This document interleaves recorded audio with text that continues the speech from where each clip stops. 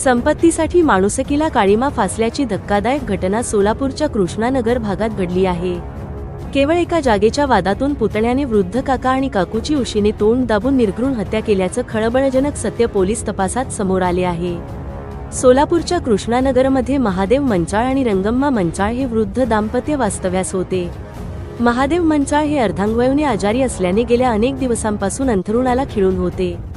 त्यांच्या हक्काच्या मालमत्तेवर पुतणे राहुल रामचंद्र मंचाळ आणि विकास रामचंद्र मंचाळ यांचा डोळा होता।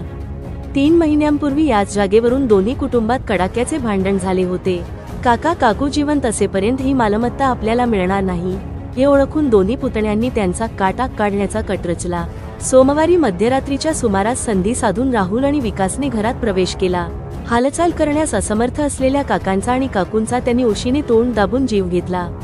हा गुन्हा केल्यानंतर आरोपींनी घरातील कपाटे उचकटली आणि सामान अस्ताव्यस्त फेकून देत चोरीचा बनाव रचून पोलिसांची दिशाभूल करण्याचा प्रयत्न केला।